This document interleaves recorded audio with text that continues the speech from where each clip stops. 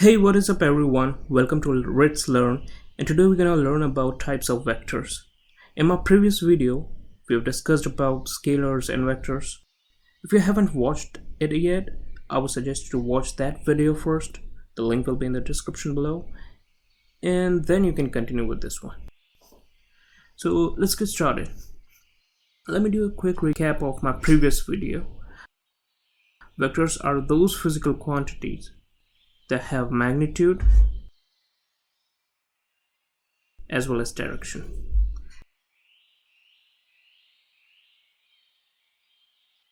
Now let me show you how it can be represented graphically, which is very simple.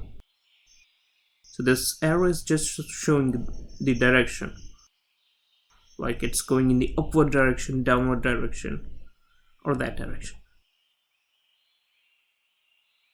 So basically we represent a vector with an arrow.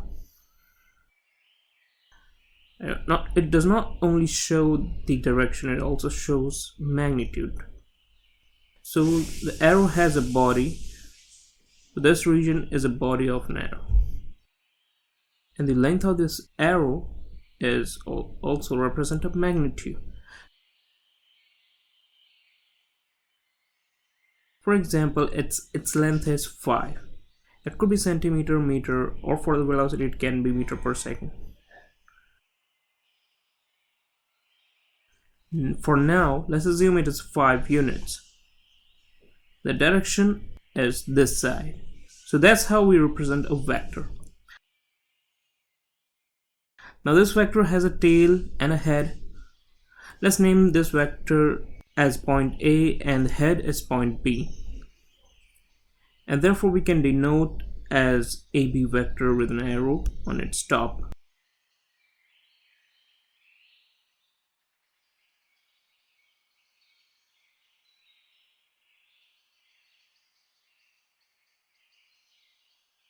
So the initial letter is our tail and the second letter is the head. And there is a reason behind it. So if you look at it carefully, you will see the arrow is going from A to B. Whenever we denote any vector, the first letter would be the tail and the second would be its head. So it's not necessary to write both the letters A and B. You can denote a vector with any letter. It's just a naming convention.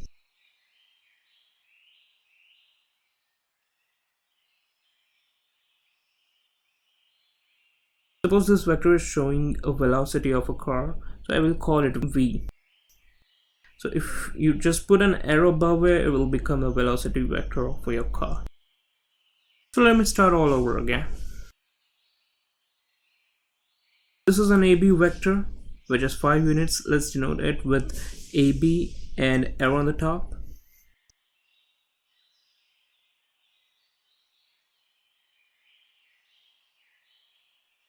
Now I'm gonna create a vector with an inclined orientation.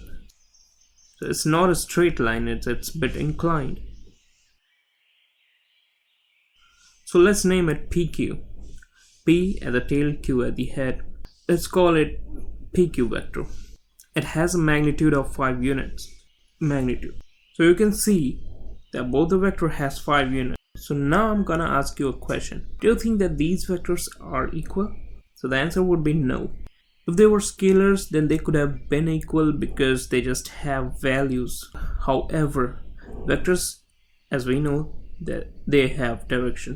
And since both these vectors have different direction, and that's the reason they are not equal. So we can say that AB vector is not equal to PQ vector. One more thing. So this length of a vector or magnitude can be represented by simply AB equals magnitude whatever the unit would be. Example 5 units. Or you can also write it as a mod of a AB vector. Although length AB equals PQ, but these vectors are not same because they have different direction.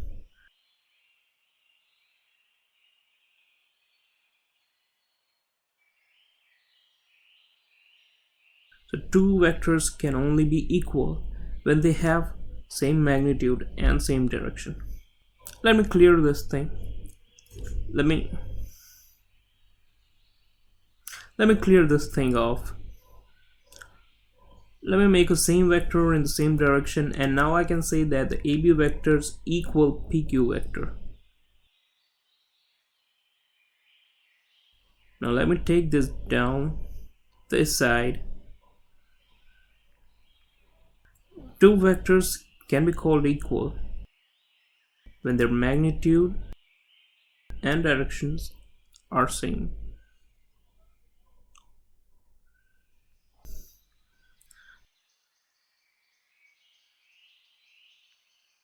So here's another example.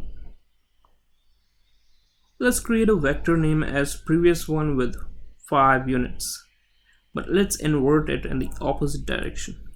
AB vector is going towards right side and this one is going towards left side. Now let's call it CD vector. Over here, length of AB equals the length of CD, but they have opposite direction. As we have learned in the previous examples, that these vectors are not equal because the directions are not equal, but let's observe this carefully, that the above vector is going towards the right side and this new vector is moving exactly in the opposite direction. So such vectors which are same in magnitude but they're in the opposite direction are negative vectors. We can write that down. CD vector is a negative vector of the AB vector. We can say the same thing for AB as well. AB vector is negative of CD vector. Why are we calling them negative?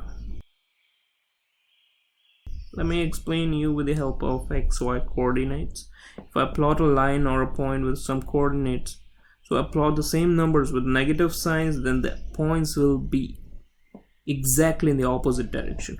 Hope this makes sense. So if I inverse AB, then I'll get CD. And in the same way, if I inverse CD, then I'll get AB. So I can say that, and therefore the AB vector equals negative CD vector. Hope this makes sense. Now let's write it down, that negative vectors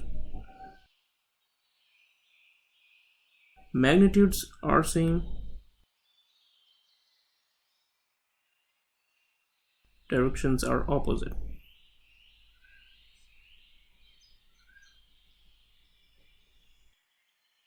Now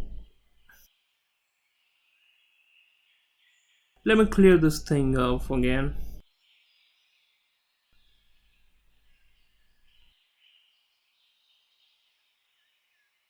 And yeah, there's one more important rule of the vectors. So I'm gonna create a vector, and to this vector I can move anywhere in the space.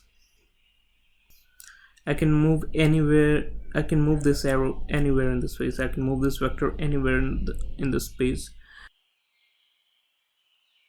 But there's one condition, that it is in a particular angle and the length of this vector must be constant, whatever the angle or theta. So neither the length nor the orientation should be changed. So without changing the direction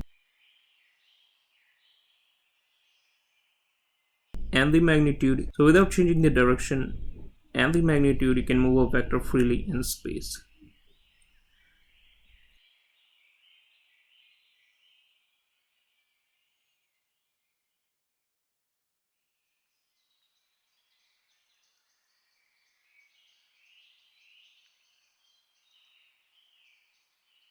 We'll see this in more details ahead. Now let me create another vector and call it AB vector. As long as magnitude and direction remains constant, I can move this vector anywhere. I'm repeating that. But the question arises where the vector is exactly located. So as I said that it can be freely moved here and there, but how would you know that where it is located? So you cannot locate a particular vector, therefore we have another type of vector which is known as position vector. So as the name suggests, position vector will help us to determine the position of the vector.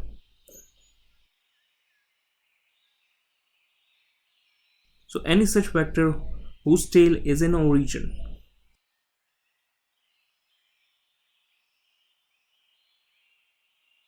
there is a head at any point, such vectors are called position vectors. So the OB vector is position vector. So the OB vector is a position vector because its tail is at origin and be at somewhere. This is basically a vector drawn from origin to a point, and how you can move any vector such that its head or tail lies on this point. Then you can easily locate a vector.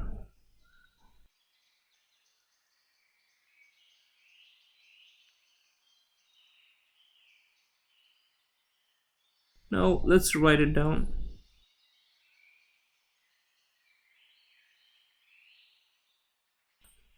The position vector has the tail at origin.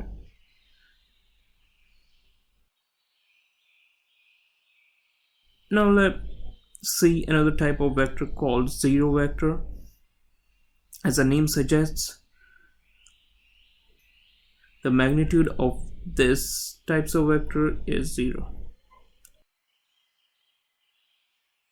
So this is basically how we represent a zero vector. Suppose there is a stationary vehicle, means it's not moving.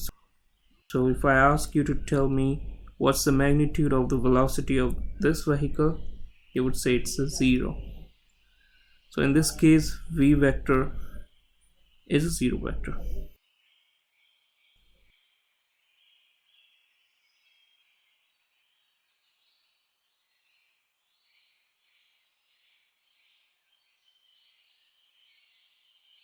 Let me write it down this as well.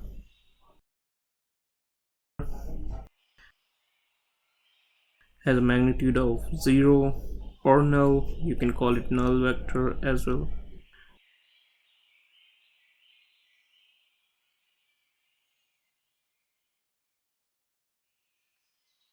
So our next type of vector is unit vector. As the name suggests, unit vector has a magnitude of 1. Unit vectors are quite useful, and I will explain these vector in more detail in my subsequent videos. Now let's see our last type of vector, which is the resultant vector. Let me just explain you. The resultant vector is the result of addition or subtraction or multiplication of two or more vectors. The calculation between two vectors. I'll talk in more details in my subsequent video. I don't want to make this video this long, but considering the time, till then, please subscribe to my channel, like and share this video, and keep learning.